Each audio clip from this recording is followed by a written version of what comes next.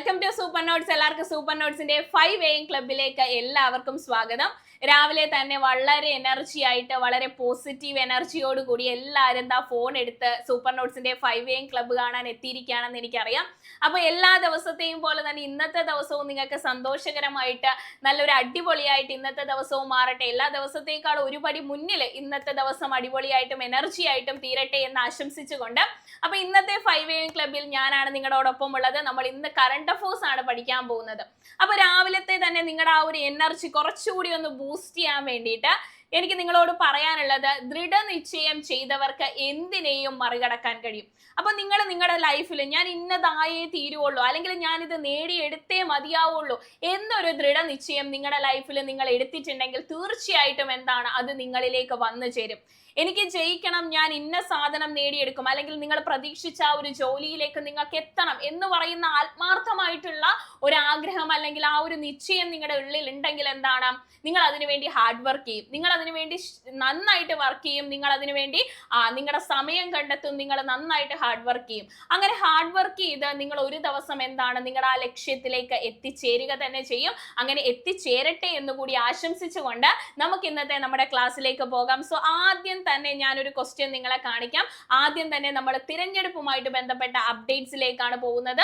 എന്തായാലും ഇനി വരുന്ന എക്സാമുകളിലൊക്കെ തന്നെ നിങ്ങളുടെ ക്വസ്റ്റ്യൻ പേപ്പറിൽ വന്ന് നിൽക്കാൻ പോകുന്ന ഒന്നാണ് തിരഞ്ഞെടുപ്പുമായിട്ട് ബന്ധപ്പെട്ട ഡിജിറ്റൽ സംവിധാനങ്ങളെ കുറിച്ചും അതുപോലെ തന്നെ ക്യാമ്പയിനെ കുറിച്ചും. കാരണം ഈ ഏപ്രിൽ 9-ാം തീയതി നമ്മുടെ കേരള നിയമസഭാ തിരഞ്ഞെടുപ്പ് നടക്കുകയാണ്. സോ അതുകൊണ്ട് തന്നെ ഈ തിരഞ്ഞെടുപ്പുമായിട്ട് ബന്ധപ്പെട്ട ഒരുപാട് അപ്ഡേറ്റുകൾ നിങ്ങളുടെ ക്വസ്റ്റ്യൻ പേപ്പറിൽ വരുന്നതാണ്. സോ അതെല്ലാം കൂടി ഒരുമിച്ച് നമുക്ക് അങ്ങ് പഠിച്ചു വെച്ചേക്കാം.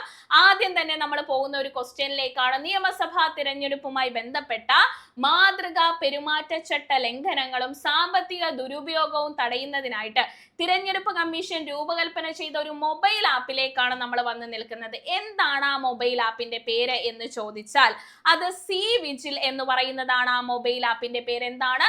സി വിജിൽ എന്ന് പറയുന്നതാണ് ആ മൊബൈൽ ആപ്ലിക്കേഷന്റെ പേരെന്ന് പറയുന്നത്. അതായത് ഇത് നമുക്ക് തന്നെ നമ്മുടെ ഫോണിൽ ഇൻസ്റ്റാൾ ചെയ്ത് വെക്കാൻ പറ്റും.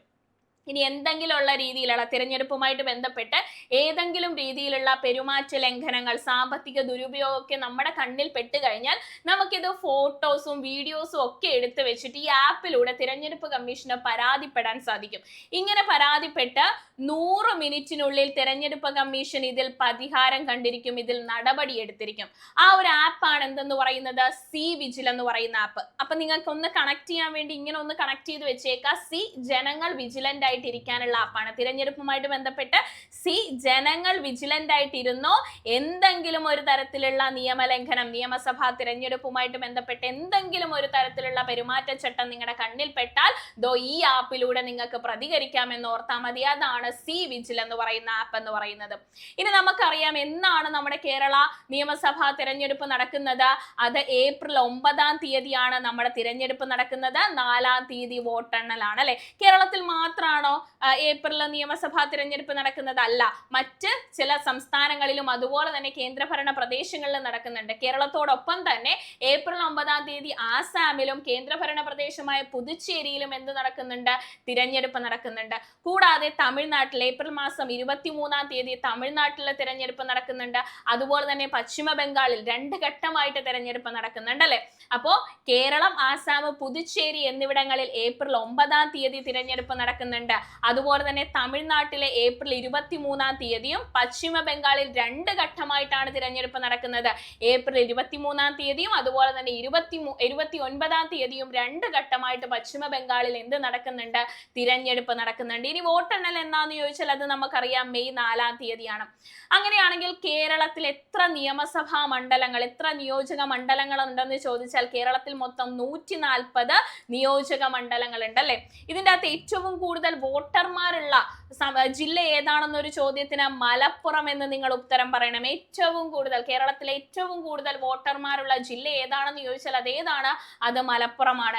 ഏറ്റവും കുറവ് വോട്ടർമാരുള്ള ജില്ല ഏതാണെന്ന് ചോദിച്ചാൽ അത് വയനാടാണ്. ഇനി ഏറ്റവും കൂടുതൽ വോട്ടർമാരുള്ള നിയോജക മണ്ഡലം എന്നാണ് ചോദ്യം വരുന്നതെങ്കിൽ അത് മലപ്പുറത്തുള്ള തിരൂരാണ്, മലപ്പുറം ജില്ലയിലെ തിരൂരാണ്.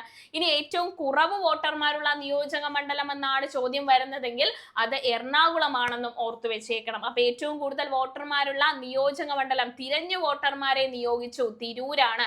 ഏറ്റവും കുറവ് വോട്ടർമാരുള്ള നിയോജക മണ്ഡലം, തിരഞ്ഞെടുത്ത വോട്ടർമാരെല്ലാം കുളമാക്കി. ഏറ്റവും കുറവ് വോട്ടർമാരുള്ള നിയോജക മണ്ഡലം എറണാകുളം. അങ്ങനെ വേണമെങ്കിൽ ഒരു കണക്ഷൻ കോഡിട്ട് ജസ്റ്റ് ഒന്ന് നിങ്ങൾ പഠിച്ചു വെച്ചേക്കാം. ഇനി അടുത്തത് തിരഞ്ഞെടുപ്പുമായിട്ട് ബന്ധപ്പെട്ട് നമ്മൾ പഠിക്കാൻ പോകുന്നത് ഒരു ഇലക്ഷൻ ലേണിംഗ് മാനേജ്മെന്റ് സിസ്റ്റത്തിലേക്കാണ്. അതായത് നമ്മുടെ തെരഞ്ഞെടുപ്പ് പ്രക്രിയ കുറച്ചുകൂടി കാര്യക്ഷമമായിട്ടും കുറച്ചുകൂടി മെച്ചപ്പെട്ട രീതിയിലും എളുപ്പത്തിലൊക്കെ വേഗത്തിലൊക്കെ നടക്കാൻ വേണ്ടിയിട്ട് നമ്മുടെ തിരഞ്ഞെടുപ്പ് ഉദ്യോഗസ്ഥർക്ക് പരിശീലനം നൽകുന്ന, രാജ്യത്ത് ആദ്യമായിട്ടാണ് ഇത്തരത്തിലുള്ള ഒരു ലേണിംഗ് സിസ്റ്റം രൂപകൽപ്പന ചെയ്യുന്നത്. അതിന്റെ പേരെന്താണെന്ന് ചോദിച്ചാൽ ഈ വിദ്യ എന്ന് പറയുന്നതാണ്. അതായത് ജനാധിപത്യ പ്രക്രിയ കൂടുതൽ കാര്യക്ഷമമാക്കുന്നതിന് തിരഞ്ഞെടുപ്പ് ഉദ്യോഗസ്ഥർക്ക് മികച്ച പരിശീലനം ഉറപ്പാക്കുന്നതിനായി തയ്യാറാക്കിയ ഇലക്ഷൻ ലേണിംഗ് മാനേജ്മെന്റ് സിസ്റ്റം ആണ് എന്തെന്ന് പറയുന്നത്, ഈ പറയുന്ന ഈ വിദ്യ എന്ന് പറയുന്നത്. രാജ്യത്ത് ആദ്യമായിട്ടാണ് നമ്മുടെ തിരഞ്ഞെടുപ്പ് ഉദ്യോഗസ്ഥർക്ക് പരിശീലനം കൊടുക്കുന്ന ഇത്തരത്തിലുള്ള ഒരു ലേണിംഗ് മാനേജ്മെന്റ് സിസ്റ്റം വരുന്നത്. അതിന്റെ പേരാണ് ഈ വിദ്യ. ഇലക്ഷനുമായിട്ടുള്ള വിദ്യ പറഞ്ഞു കൊടുക്കുന്നു. ഇലക്ഷനുമായിട്ട് ബന്ധപ്പെട്ട് ഉദ്യോഗസ്ഥർക്ക് വിദ്യ പറഞ്ഞു കൊടുക്കുന്നതാണ് ഈ വിദ്യ എന്ന് പറയുന്നത്. അങ്ങനെ നമുക്ക് കണക്ട് ചെയ്ത് വെച്ച് പഠിക്കാം. അപ്പൊ ഇത് ഉദ്യോഗസ്ഥർക്ക് എവിടെ ഇരുന്ന് വേണമെങ്കിലും ഏത് സമയത്ത് വേണമെങ്കിലും ഈ വിദ്യ വഴി പരിശീലനം ലഭിക്കുന്നതാണ്. അപ്പോൾ തിരഞ്ഞെടുപ്പ് ഉദ്യോഗസ്ഥർക്ക് പരിശീലനം കൊടുക്കുന്ന ഇലക്ഷൻ ലേണിംഗ് മാനേജ്മെന്റ് സിസ്റ്റത്തിന്റെ പേരെന്താണെന്ന് ചോദിച്ചാൽ ഈ തിരഞ്ഞെടുപ്പുമായിട്ട് ബന്ധപ്പെട്ട് പഠിച്ചു വെച്ചേക്കണം, ഈ വിദ്യ എന്ന് പറയുന്നതാണ്. ഇനി അടുത്തത് തെരഞ്ഞെടുപ്പുമായിട്ട് ബന്ധപ്പെട്ട് നമ്മളൊരു ക്യാമ്പയിനിലേക്കാണ് പോകുന്നത്.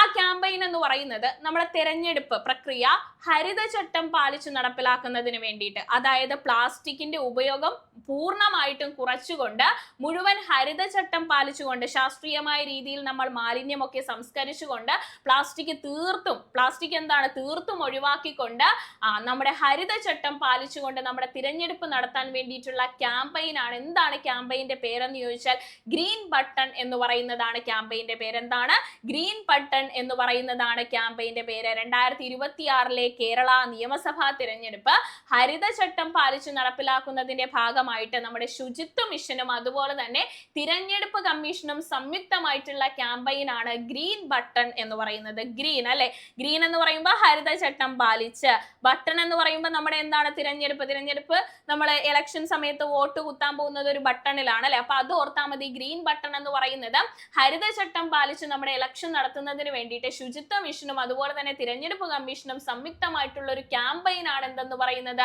ഗ്രീൻ ബട്ടൺ എന്ന് പറയുന്നത്. ഇതൊന്നും അങ്ങോട്ടും ഇങ്ങോട്ടും മാറിയും തിരിഞ്ഞും പോകരുത്. അതുകൊണ്ട് കണക്ട് ചെയ്ത് വെച്ച് തന്നെ നിങ്ങൾ പഠിക്കുക കേട്ടോ. മാലിന്യം കുറച്ച് പരിസ്ഥിതി സൗഹാർദ്ദപരമായിട്ടുള്ള രീതിയിൽ നമ്മുടെ തിരഞ്ഞെടുപ്പ് നടത്താൻ വേണ്ടിയിട്ടാണ് പ്ലാസ്റ്റിക് പൂർണ്ണമായിട്ടും ഒഴിവാക്കിക്കൊണ്ട് ശാസ്ത്രീയമായ രീതിയിൽ മാലിന്യമൊക്കെ സംസ്കരിച്ചുകൊണ്ട് നമ്മുടെ ഹരിതചട്ടം പാലിച്ച് നമ്മുടെ തിരഞ്ഞെടുപ്പ് നടത്താൻ വേണ്ടി ആരൊക്കെ തമ്മിലാണ്, നമ്മുടെ ശുചിത്വ മിഷനും അതുപോലെ തന്നെ തിരഞ്ഞെടുപ്പ് കമ്മീഷന്റെയും സംയുക്തമായിട്ടുള്ളതാണ് ഗ്രീൻ ബട്ടൺ എന്ന് പറയുന്നത്. അങ്ങനെയാണെങ്കിൽ ഇവിടെ നമുക്ക് പഠിച്ചു വെക്കാം നമ്മുടെ കേരള ചീഫ് ഇലക്ടറൽ ഓഫീസർ ആരാണ്?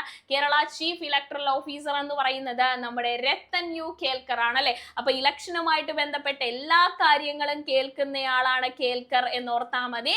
കേരള ചീഫ് ഇലക്ടറൽ ഓഫീസർ ആണ്. കേരളത്തിലെ ഇലക്ഷനുമായിട്ട് ബന്ധപ്പെട്ട എല്ലാ കാര്യങ്ങളും കേൾക്കുന്ന ആളാണ് ആരെന്ന് പറയുന്നത്, കേൽക്കർ എന്ന് പറയുന്നത് രത്തൻ യു കേൽക്കർ എന്ന് പറയുന്നതാണ് കേരള ചീഫ് ഇലക്ടറൽ ഓഫീസർ എന്ന് പറയുന്നത്.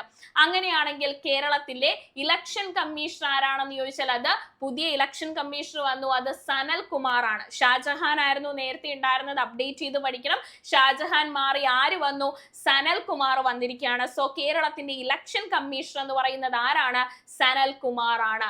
ഓക്കെ ആണെങ്കിൽ അടുത്തതിലേക്ക് പോകാം. അടുത്തത് നമ്മൾ പഠിക്കാൻ പോകുന്നത് ഏറ്റവും കൂടുതൽ സ്ഥാനാർത്ഥികൾ മത്സരിക്കുന്ന മണ്ഡലത്തിലേക്കാണ്. ഈ തിരഞ്ഞെടുപ്പുമായിട്ട് ബന്ധപ്പെട്ട് 2026 കേരള നിയമസഭാ തിരഞ്ഞെടുപ്പുമായിട്ട് ബന്ധപ്പെട്ട് ഏറ്റവും കൂടുതൽ സ്ഥാനാർത്ഥികൾ മത്സരിക്കുന്ന മണ്ഡലം ഏതാണ്?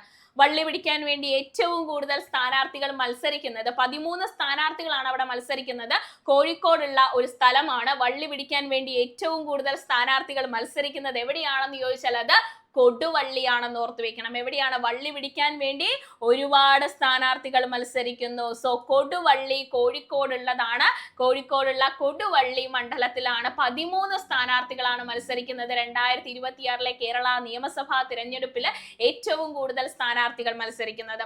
ഇവിടെ നോക്കിക്കഴിഞ്ഞാൽ 140 നിയമസഭാ മണ്ഡലങ്ങളിലായിട്ട് ആകെ 890 സ്ഥാനാർത്ഥികളാണ് മത്സരിക്കുന്നത് എന്നുകൂടി ഒന്ന് ജസ്റ്റ് വെറുതെ ഒന്ന് മനസ്സിലാക്കി വെച്ചേക്കാം. ഇനി അടുത്തത് നമ്മൾ പഠിക്കാൻ പോകുന്നത് വീണ്ടും ഒരു ക്യാമ്പയിനിലേക്കാണ്. ഇലക്ഷനുമായിട്ട് ബന്ധപ്പെട്ട മറ്റൊരു ക്യാമ്പയിനിലേക്കാണ് നമ്മൾ വരുന്നത്. എന്താണെന്ന് ചോദിച്ചാൽ നമ്മുടെ യുവാക്കളുടെ വോട്ടിംഗ് ശതമാനം ഭയങ്കര കുറവാണ്. ഇപ്പൊ നമ്മളെ പോലുള്ള യുവാക്കളൊക്കെ വോട്ട് ചെയ്യാൻ പോളിംഗ് ബൂത്തിലേക്ക് എത്തുന്നത് വളരെ കുറവാണ്. അവരുടെ വോട്ടിംഗ് ശതമാനം വളരെ കുറവാണ്. കാരണം നമ്മുടെ ഇപ്പോഴത്തെ ഒരു എന്താണ് സിസ്റ്റത്തോടൊന്നും അവർക്ക് താല്പര്യമില്ലാത്തത് കൊണ്ടായിരിക്കണം. എന്താണ് അഴിമതിയും അതുപോലെ തന്നെ എന്താണ് ഇപ്പൊ നമ്മളെ പോലെയുള്ള വിദ്യാർത്ഥികൾ PSC ഒക്കെ പഠിക്കുന്ന നമ്മളെ പോലെയുള്ള വിദ്യാർത്ഥികളെ സംബന്ധിച്ചിടത്തോളം നിയമനത്തിന്റെ കാര്യത്തിലൊക്കെ ഓരോരോ കാര്യങ്ങൾ വരുന്നത് കൊണ്ടായിരിക്കണം യുവാക്കൾ മടിച്ചു നിൽക്കുന്നത്, അല്ലെ? വാട്ട് എവർ ഇറ്റ് ഈസ്, എന്തായാലും എന്താണ് അപ്പൊ യുവാക്കളുടെ ഈ ഒരു വോട്ടിംഗ് ശതമാനം കുറയുന്ന ഒരു സാഹചര്യമാണ് കാണുന്നത്. സോ ഇവരെ പോളിംഗ് ബൂത്തിലേക്ക് എത്തിക്കാൻ വേണ്ടിയിട്ടുള്ള ഒരു ബോധവൽക്കരണമാണ് എന്തെന്ന് പറയുന്നത്. അടുത്തൊരു കേരളത്തിന്റെ ബോധവൽക്കരണം, ഇലക്ഷനുമായിട്ട് ബന്ധപ്പെട്ടുള്ള ബോധവൽക്കരണമാണ് എന്റെ വോട്ട് എന്റെ ശക്തി എന്ന് പറയുന്നത്.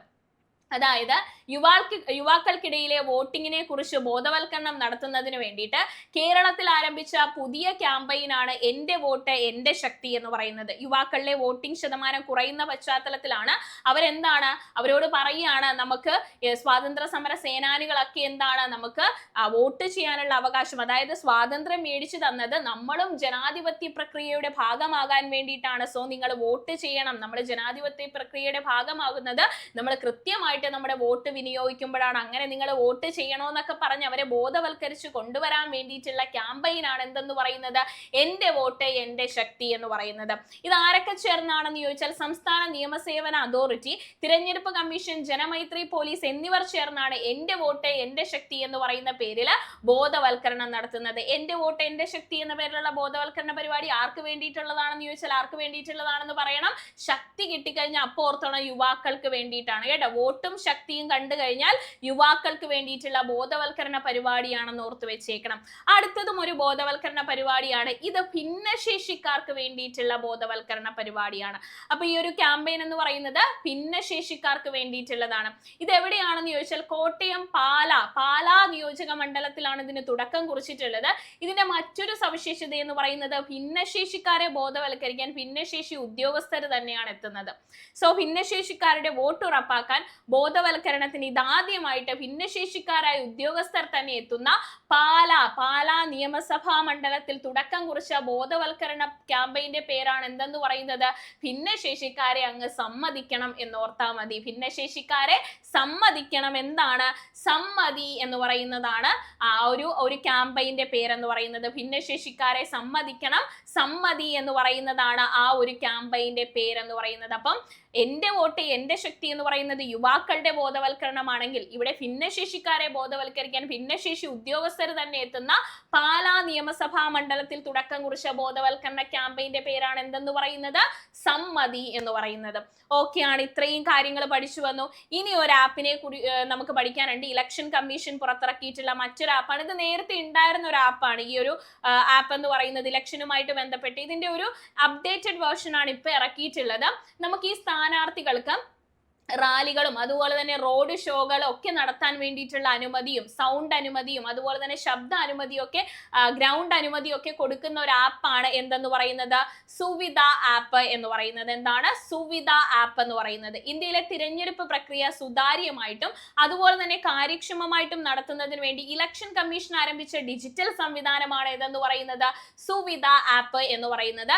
ഇതുവഴി റാലി അതുപോലെ തന്നെ പൊതുയോഗം റോഡ് ഷോ എന്നിവ സംഘടിപ്പിക്കാൻ പോലീസിന് അനുമതി കൊടുക്കുകയും ഗ്രൗണ്ട് അനുമതി കൊടുക്കുകയും അതുപോലെ തന്നെ സൗണ്ടിന് ശബ്ദാനുമതി കൊടുക്കുകയൊക്കെ ചെയ്യുന്ന ഒരു ആപ്പാണ് എന്തെന്ന് പറയുന്നത് സുവിധ ആപ്പ് എന്ന് പറയുന്നത്. ഇതും എന്താണ് ഇലക്ഷനുമായിട്ട് ബന്ധപ്പെട്ട് നമ്മൾ പഠിച്ചു വെക്കണം.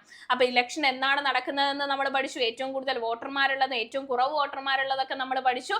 അതുപോലെ തന്നെ എന്താണ് സി വിജിൽ എന്ന് പറയുന്ന ആപ്പിനെ കുറിച്ച് നമ്മൾ പഠിച്ചു. ഇ വിദ്യ എന്ന് പറയുന്ന ഇലക്ഷൻ ലേണിംഗ് മാനേജ്മെന്റ് സിസ്റ്റത്തെ കുറിച്ച് പഠിച്ചു. ഗ്രീൻ ബട്ടൺ എന്ന് പറയുന്ന ക്യാമ്പയിനെ കുറിച്ച് പഠിച്ചു. എന്റെ വോട്ട് എന്റെ ശക്തി എന്ന് പറയുന്ന യുവാക്കൾ യുവാക്കൾക്ക് വേണ്ടിയിട്ടുള്ള ക്യാമ്പയിന്, ഭിന്നശേഷിക്കാർക്ക് വേണ്ടിയിട്ടുള്ള സമ്മതി എന്ന് പറയുന്ന ക്യാമ്പയിൻ, അത് കഴിഞ്ഞ് സുവിധ എന്ന് പറയുന്ന ആപ്പ്, ഇത്രയും കാര്യങ്ങൾ നമ്മൾ ഇലക്ഷനുമായിട്ട് ബന്ധപ്പെട്ട് പഠിച്ചു കഴിഞ്ഞു. ക്ലിയർ ആണ്, സെറ്റ് ആണ്. ഇത് തമ്മിൽ അങ്ങോട്ടും ഇങ്ങോട്ടും ഒന്നും മാറിപ്പോരുത്. എഴുതി വെച്ച്, അതായത് ഷോർട്ട് നോട്ട് എഴുതി വെച്ച് തന്നെ നിങ്ങൾ പഠിച്ചു മുന്നേറുക. കാരണം ഇതിൽ നിന്ന് എന്തായാലും ക്വസ്റ്റ്യൻ വരും. ഇതിൽ നിന്ന് ഓരോ ക്വസ്റ്റ്യൻ നിങ്ങളുടെ എക്സാമുകളിൽ ഉണ്ടാകും എന്നുള്ളത് തീർച്ചയാണ്. 1, 2, 3 ക്വസ്റ്റ്യൻ വരും എന്നുള്ള കാര്യത്തിൽ തീർച്ചയാണ്. അതുകൊണ്ട് മസ്റ്റ് ആയിട്ട് ഇത് പഠിച്ചു വെച്ചേക്കാം. അടുത്തത് നമ്മളൊരു ക്വസ്റ്റ്യനിലേക്കാണ് വന്നിരിക്കുന്നത്. 2025 60ാമത് ജ്ഞാനപീഠ പുരസ്കാരത്തിന് അർഹനായ തമിഴ് ഗാനരചയിതാവും കവിയും ആരാണ് എന്നാണ് ചോദിച്ചിരിക്കുന്നത്. റീസെന്റ് ആയിട്ടാണ് ഈ കറണ്ട് അഫേഴ്സ് വന്നിട്ടുള്ളത്.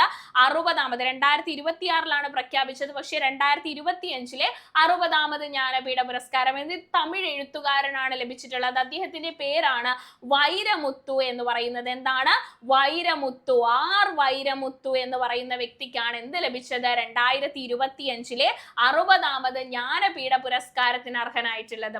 അപ്പൊ വൈരമുത്തു ഇത് തമിഴ്നാട്ടിൽ നിന്നുള്ള ആദ്യത്തെ പുരസ്കാരമല്ല, ആദ്യത്തെ ജ്ഞാനപീഠ പുരസ്കാരമല്ല ഇത്. കാരണം ഇതിനു മുന്നേ 2 പേർക്ക് ലഭിച്ചിട്ടുണ്ട്. അതായത് 1975 അഖിലന് ലഭിച്ചിട്ടുണ്ട്. 2002 ആർക്ക് ലഭിച്ചിട്ടുണ്ട്? ജയകാന്തന് ലഭിച്ചിട്ടുണ്ട്. ഇവർക്ക് 2 പേരും എന്താണ്? തമിഴ്നാട്ടിൽ നിന്ന്. വൈരമുത്തുവിന് മുൻപ് ജ്ഞാനപീഠം ലഭിച്ച തമിഴ്നാട്ടിൽ നിന്നുള്ള ആളുകളാണ്. 1975 അഖിലന് ലഭിച്ചു. 2002 ആർക്ക് ലഭിച്ചു? ജയകാന്തന് ലഭിച്ചു. ഇവർക്ക് 2 പേർക്കും ശേഷം 2025 60ാമത് ജ്ഞാനപീഠ പുരസ്കാരവും തമിഴ്നാട്ടിൽ നിന്നുള്ള ഒരാൾ കൊണ്ടുപോയി. അതാരാണ്? വൈരമുത്തു ആണ്. ഇനി വൈരമുത്തുവിലേക്ക് വന്നു കഴിഞ്ഞാൽ, വൈരമുത്തുവിന് 2014 എന്ത് ലഭിച്ചെന്നറിയോ? പത്മഭൂഷൺ നൽകി ആദരിച്ച വ്യക്തിയാണ്. രാജ്യം പത്മഭൂഷൺ നൽകി. 2014 രാജ്യം പത്മഭൂഷൺ നൽകി ആദരിച്ച വ്യക്തിയാണ്. അതുപോലെ തന്നെ 2003 എന്ത് ലഭിച്ചെന്നറിയോ? പത്മശ്രീയും ലഭിച്ചിട്ടുള്ള വ്യക്തിയാണ്. 2014 പത്മഭൂഷൺ നൽകി ആദരിച്ച വ്യക്തിയാണ് രാജ്യം. അതുപോലെ തന്നെ 2003 പത്മശ്രീയും ലഭിച്ചു. ഇനി ഈ 2003 കേന്ദ്ര സാഹിത്യ അക്കാദമി അവാർഡ് മാർക്ക് ലഭിച്ചിട്ടുണ്ട്. നമ്മുടെ വൈരമുത്തുവിനെ ലഭിച്ചിട്ടുണ്ട്. കള്ളിക്കാട്ടു ഇതിഹാസം എന്ന് പറയുന്ന അദ്ദേഹത്തിന്റെ കൃതിക്ക് 2003 എന്ത് ലഭിച്ചു? അദ്ദേഹത്തിന് കേന്ദ്ര സാഹിത്യ അക്കാദമി അവാർഡ് ലഭിച്ചു. അതുപോലെ തന്നെ അദ്ദേഹത്തിന്റെ മറ്റൊരു കൃതിയാണ് തണ്ണീർ ദേശം എന്ന് പറയുന്ന അദ്ദേഹത്തിന്റെ മറ്റൊരു പ്രസിദ്ധമായിട്ടുള്ള കൃതിയാണ്. അത് അതിലേക്ക് വന്നു കഴിഞ്ഞാൽ 2025 60ാമത് ജ്ഞാനപീഠ പുരസ്കാരം ലഭിച്ചത് ആർക്കാണ്? വൈരമുത്തുവിനാണ് ലഭിച്ചിട്ടുള്ളത്. വൈരമുത്തുവിനെ കൂടാതെ ജ്ഞാനപീഠം ലഭിച്ച മറ്റാളുകൾ ആരൊക്കെയാണ്? 1975 അഖിലന് ലഭിച്ചു. 2002 ജയകാന്തന് ലഭിച്ചു, അല്ലെ? അതുപോലെ തന്നെ തമിഴ്നാട്ടിൽ നിന്ന് ഇവർക്ക് 2 പേർക്കും ശേഷം ഇപ്പൊ 60ാമത് ലഭിക്കുന്ന 60ാമത് ജ്ഞാനപീഠ പുരസ്കാരം ലഭിച്ച 3ാമത്തെ വ്യക്തിയാണ് വൈരമുത്തു എന്ന് പറയുന്നത്. 2014 അദ്ദേഹത്തിന് പത്മഭൂഷൺ ലഭിച്ചു. 2023 അദ്ദേഹത്തിന് പത്മശ്രീയും ലഭിച്ച വ്യക്തിയാണ് ആരെന്ന് പറയുന്നത്? വൈരമുത്തു എന്ന് പറയുന്നത് പഠിച്ചു വെച്ചേക്കണം. ഇനി വൈരമുത്തുവിനെ കൂടാതെ 2025 ജ്ഞാനപീഠ പുരസ്കാരം ലഭിച്ച വ്യക്തിയാണ് വൈരമുത്തു എന്ന് നമ്മൾ പറഞ്ഞു. അങ്ങനെയാണെങ്കിൽ 2023 24 ജ്ഞാനപീഠ പുരസ്കാരം ലഭിച്ച വ്യക്തികളിലേക്ക് നമുക്കൊന്ന് വരാം. 2023 58ാമത് ജ്ഞാനപീഠ പുരസ്കാരം ലഭിച്ചത് ജഗദ്ഗുരു രാംഭദ്രാചാര്യ എന്ന് പറയുന്ന ഒരു സംസ്കൃത എഴുത്തുകാരനും അതുപോലെ തന്നെ ഗുൽസാർ എന്ന് പറയുന്ന ഒരു ഉറുദു എഴുത്തുകാരനുമാണ് എന്ത് കിട്ടിയത്? 2023 58ാമത് ജ്ഞാനപീഠ പുരസ്കാരം ലഭിച്ചത്. ഇനി 2024 59ാമത് ജ്ഞാനപീഠ പുരസ്കാരം ലഭിച്ചത് ഒരു ഹിന്ദി റൈറ്റർക്കാണ് ലഭിച്ചത്. അദ്ദേഹത്തിന്റെ പേരാണ് വിനോദ് കുമാർ ശുക്ല എന്ന് പറയുന്നത്. അപ്പൊ വൈരമുത്തുവിന് മുൻപ് 58ാമതും 59ാമതും ജ്ഞാനപീഠ പുരസ്കാരങ്ങൾ ലഭിച്ചത് ആർക്കൊക്കെയാണെന്ന് ചോദിച്ചാൽ 2023 58ാമത് ജ്ഞാനപീഠ പുരസ്കാരം ആർക്ക് ലഭിച്ചു? ഗുൽസാറിനും അതുപോലെ തന്നെ ജഗദ്ഗുരു രാംഭദ്രാചാര്യക്കും ലഭിച്ചു. ജഗദ്ഗുരു രാംഭദ്രാചാര്യ എന്ന് പറയുന്നത് ഒരു സംസ്കൃത കവിയാണ്. അതുപോലെ തന്നെ ഗുൽസാർ എന്ന് പറയുന്നത് ഉറുദു എഴുത്തുകാരനാണ്. ഗുൽസാർ എന്ന് പറയുന്നത് ഇവർക്ക് 2 പേർക്കുമാണ് 2023 58ാമത് ജ്ഞാനപീഠ പുരസ്കാരം ലഭിച്ചത്. അങ്ങനെയാണെങ്കിൽ 2024 59ാമത് ജ്ഞാനപീഠ പുരസ്കാരം ലഭിച്ച വ്യക്തിയാണ് വിനോദ് കുമാർ ശുക്ല എന്ന് പറയുന്നത് ഹിന്ദി റൈറ്റർ ആണ്. ഇനി 2025 60ാമത്തെ വ്യക്തിയാണ് വൈരമുത്തു എന്ന് പറയുന്നത്. നമുക്ക് വേണമെങ്കിൽ ഇങ്ങനെ ഒന്ന് ഓർത്ത് വെക്കാടാ. സാറും ഗുരുവും എന്താണ്? കുമാരന്മാർക്ക് വിനോദത്തോടെ ജ്ഞാനം പറഞ്ഞു കൊടുക്കുന്ന ജ്ഞാനപീഠ പുരസ്കാരം. അങ്ങനെ പഠിച്ചു വെക്കാല്ലേ? ജ്ഞാനപീഠ പുരസ്കാരം. സാർവും ഗുരുവും കുമാരന്മാരെ വിനോദത്തോടെ ജ്ഞാനം പറഞ്ഞ് കുമാരന്മാരെ വിനോദത്തോടെ പ്രാധാന്യത്തോടെ വെക്കുന്നവർ കാണാം. അതുകൊണ്ട് അവർക്ക് 5 വൈരമുത്ത് കൊടുക്കാം. 5-ല് 2025 ആർക്കാണ് 6 വൈരമുത്തുവിനാണ് ലഭിച്ചത്. അങ്ങനെ ഒരു കണക്ഷൻ വെച്ച് നിങ്ങൾക്ക് വേണമെങ്കിൽ ഇത് പഠിച്ചു വെക്കാം കേട്ടോ. ഓക്കെ, നമുക്കിനി അടുത്തതിലേക്ക് പോകാം. അപ്പൊ ജ്ഞാനപീഠം നമ്മൾ അവസാനിപ്പിച്ചു, മാറ്റി വെച്ചേക്ക. അടുത്തതിലേക്ക് നമുക്ക് പോകാം. വി എസ് അച്യുതാനന്ദന്റെ ആത്മകഥ. അടുത്ത ക്വസ്റ്റ്യൻ ആണ് വി എസ് അച്യുതാനന്ദന്റെ ആത്മകഥ. എന്നാണ് വി എസ് അച്യുതാനന്ദൻ അന്തരിക്കുന്നത് എന്ന് ചോദിച്ചാൽ നമ്മുടെ വിപ്ലവ നായകൻ വി എസ് അച്യുതാനന്ദൻ അന്തരിക്കുന്നത് 2025 ജൂലൈ മാസം 21 തീയതിയാണ് അല്ലെ. വി എസ് അച്യുതാനന്ദൻ അന്തരിച്ചത് 2025 ജൂലൈ മാസം 21 തീയതിയാണ്. അപ്പൊ വി എസ് അച്യുതാനന്ദന്റെ ആത്മകഥ ഏതാണ് എന്നാണ് ക്വസ്റ്റ്യൻ. അടുത്തത് അദ്ദേഹത്തിന്റെ ആത്മകഥയാണ് ഏതെന്ന് പറയുന്നത് സമരം തന്നെ ജീവിതം എന്ന് പറയുന്നത് അല്ലെ. വി എസിന്റെ ആത്മകഥ ചോദിക്കും. കാരണം എന്താണ്, അദ്ദേഹത്തിന്റെ വിയോഗവുമായിട്ട് ബന്ധപ്പെട്ട ക്വസ്റ്റ്യൻ പേപ്പറുകൾ നമ്മളോട് ചോദിക്കും. ഈ അടുത്ത് എന്താണ് ഈ അടുത്ത് വന്ന പത്മവിഭൂഷൺ പുരസ്കാരം കിട്ടിയല്ലേ. പത്മ അവാർഡ്സ് പ്രഖ്യാപിച്ചതിൽ പത്മവിഭൂഷൺ മരണാനന്തര ബഹുമതിയായിട്ട് നമ്മുടെ കേരളത്തിൽ നിന്ന് പത്മവിഭൂഷൺ ഈ അടുത്ത് ലഭിച്ചിട്ടുള്ള വ്യക്തി കൂടിയാണ് ആരെന്ന് പറയുന്നത് വി എസ് അച്യുതാനന്ദൻ എന്ന് പറയുന്നത്. സോ അദ്ദേഹം അന്തരിച്ചത് 2025 ജൂലൈ 21 തീയതിയാണ് വി എസ് അച്യുതാനന്ദൻ അന്തരിച്ചത്. അദ്ദേഹത്തിന്റെ ആത്മകഥയാണ് എന്തെന്ന് പറയുന്നത് സമരം തന്നെ ജീവിതം എന്ന് പറയുന്നത്. അങ്ങനെയാണെങ്കിൽ വി എസ് അച്യുതാനന്ദന്റെ ജീവിതത്തെ ആസ്പദമാക്കി കെ സുധാകരൻ എഴുതിയ പുസ്തകം ഏതാണെന്നാണ്. അപ്പൊ വി എസ് എന്ന് കേൾക്കുമ്പോൾ തന്നെ നമുക്ക് സമരമാണ് അല്ലെ, ഒരു നൂറ്റാണ്ടിന്റെ സമരമാണ് നമുക്ക് ഓർമ്മയിൽ വരുന്നത്. സോ അതുകൊണ്ട് തന്നെ സുധാകരൻ എഴുതിയ ആ പുസ്തകത്തിന്റെ പേര് ചോദിച്ചു കഴിഞ്ഞാൽ ഒരു സമര നൂറ്റാണ്ട് എന്ന് പറയുന്നതാണ്. വി എസ് അച്യുതാനന്ദന്റെ ജീവിതം ആസ്പദമാക്കി കെ വി സുധാകരൻ എഴുതിയ പുസ്തകമാണ് എന്തെന്ന് പറയുന്നത്. വി എസ് എന്ന് കേൾക്കുമ്പോൾ തന്നെ നമ്മുടെ മനസ്സിലേക്ക് വരുന്നത് ഒരു നൂറ്റാണ്ട് കാലത്തെ സമരത്തിലേക്കാണ്. ഒരു സമര നൂറ്റാണ്ട് എന്ന് പറയുന്നതാണ് എന്ന് ഓർത്തു വെച്ചേക്കണം കേട്ടോ. ഇനി അദ്ദേഹത്തിന്റെ ചില കൃതികളിലേക്ക് നമുക്ക് പോകാം. ഏറ്റവും പ്രധാനപ്പെട്ട എക്സാമിന് ചോദിക്കാൻ സാധ്യതയുള്ള കുറച്ച് കൃതികളിലേക്ക് പോകാം. അദ്ദേഹത്തിന്റെ ആത്മകഥ ഓൾറെഡി നമ്മൾ പറഞ്ഞു, സമരം തന്നെ ജീവിതം എന്ന് പറയുന്നതാണെങ്കിൽ അദ്ദേഹത്തിന്റെ കൃതികളിലേക്ക് വന്നാൽ 2 വികസനത്തിന്റെ കൃതികൾ, കേരള വികസന സങ്കല്പം, പരിസ്ഥിതിയും വികസനവും. അതുപോലെ തന്നെ സമരത്തിന് ഇടവേളകളില്ല, ഇടപെടലുകൾക്ക് അവസാനമില്ല. ഒരുമിച്ച് അങ്ങ് പഠിച്ചു വെച്ചോ. സമരത്തിന് ഇടവേളകളില്ല, ഇടപെടലുകൾക്ക് അവസാനമില്ല. ഇരകൾ വേട്ടയാടപ്പെടുമ്പോൾ നല്ലൊരു നേതാവ് ആരുടെ പക്ഷത്ത് നിൽക്കും? ജനപക്ഷം. അടുത്തതും അങ്ങ് കണക്ട് ചെയ്ത് പഠിച്ചോ, ജനപക്ഷം.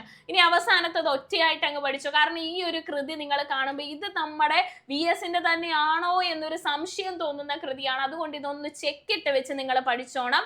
അയ്യങ്കാളി മുതൽ പശ്ചിമഘട്ടം വരെ എന്ന് പറയുന്നതും വി എസിന്റെ കൃതിയാണ്. അപ്പൊ 2 വികസനത്തിന്റെ കൃതികൾ ഏതൊക്കെയാണ്?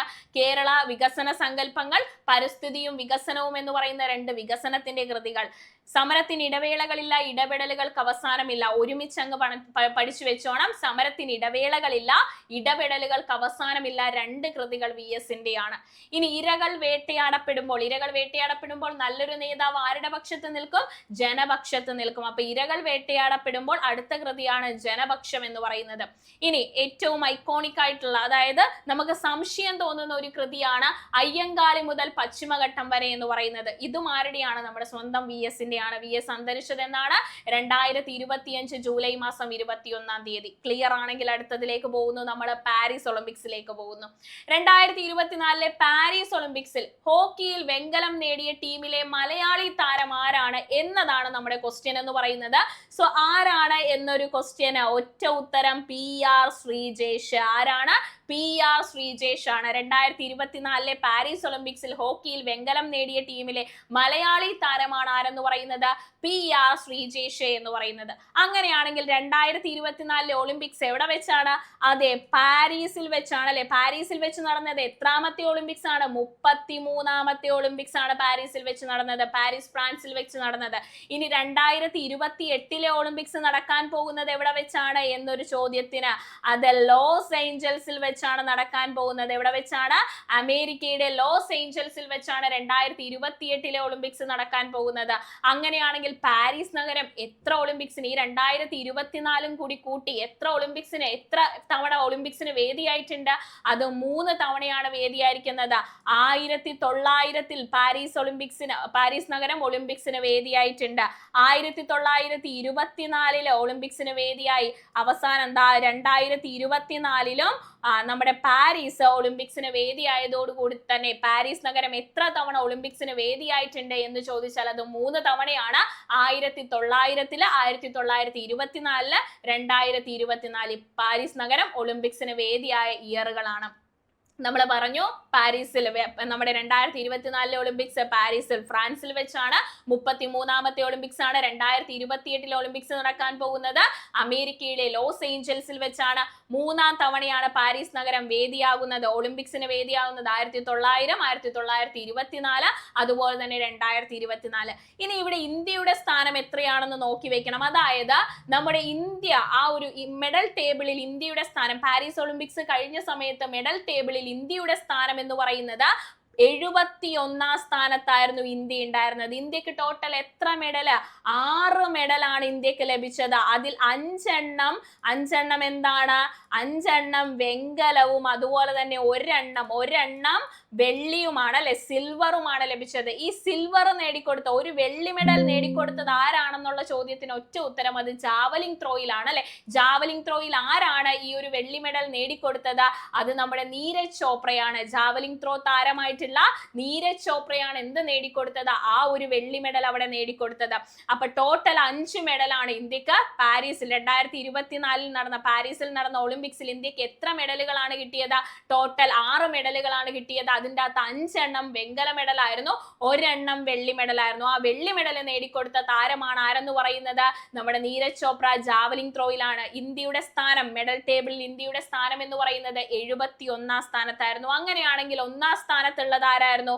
US ആണ് 1ാം സ്ഥാനത്ത് ഉണ്ടായിരുന്നത്. 2ാം സ്ഥാനത്ത് ചൈനയാണ്. 3ാം സ്ഥാനത്ത് ജപ്പാനാണ്. ഇന്ത്യയുടെ സ്ഥാനം എന്ന് പറയുന്നത് 71 ഇന്ത്യക്ക് ടോട്ടൽ 6 മെഡല്, 1 വെള്ളി, 5 വെങ്കലം ഉൾപ്പെടെ 6 മെഡലുകളാണ് നേടിയത്. ഓക്കെ ആണ്, ക്ലിയർ ആണെങ്കിൽ ആ മെഡൽ ടേബിളിലേക്ക് കൂടി നമുക്കൊന്ന് പോകാം. ഇതാണ് ആ മെഡൽ ടേബിൾ എന്ന് പറയുന്നത്. ആദ്യത്തെ മെഡൽ നേടിക്കൊടുത്തത് മനു ഭാക്കർ ആണ്. ഷൂട്ടിങ്ങിലാണ് ആദ്യത്തെ മെഡൽ നേടിക്കൊടുത്തത്. സ്വതന്ത്ര ഇന്ത്യയിൽ ഒരു ഒളിമ്പിക്സിൽ തന്നെ 2 മെഡലാണ് നമ്മുടെ എന്താണ് മനു ഭാക്കർ നേടിയിരിക്കുന്നത്. സോ അതുകൊണ്ട് തന്നെ 1ാമത്തെ മെഡൽ നേടിക്കൊണ്ട് ഈ മനു ഭാക്കറിനെ ഒന്ന് നോട്ട് ചെയ്ത് വെക്കണം. BBCIയുടെ 2024 sports woman of the year ആരാണെന്ന് ചോദിച്ചാലും അത് നമ്മുടെ ഷൂട്ടിംഗ് താരമായിട്ടുള്ള മനു ഭാക്കർ ആണ്. BBCയുടെ sports woman of the year 2024.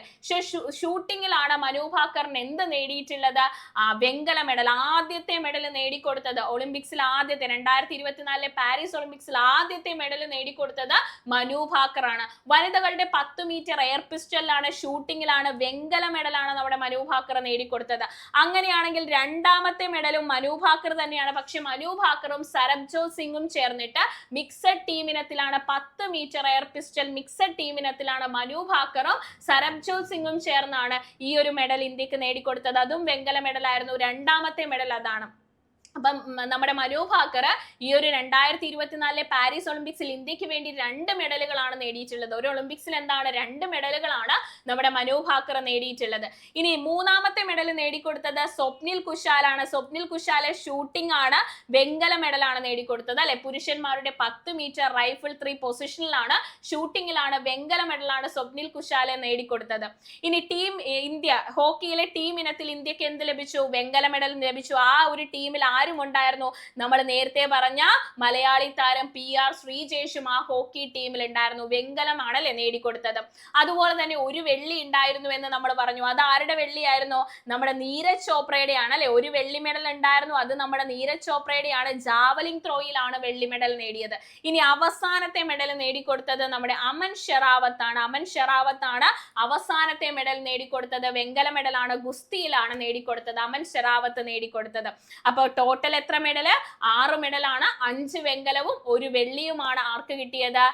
Medal ടേബിളിൽ 71ാം സ്ഥാനത്തുള്ള നമ്മുടെ ഇന്ത്യ കരസ്ഥമാക്കിയിട്ടുള്ളത്. ക്ലിയർ ആണ്? ഒളിമ്പിക്സുമായിട്ട് ബന്ധപ്പെട്ട ബേസിക് ആയിട്ടുള്ള ഇത്രയും കാര്യങ്ങൾ മനസ്സിലായിട്ടുണ്ടെങ്കിൽ അടുത്ത നമുക്കൊരു ആപ്പിലേക്ക് പോകാം.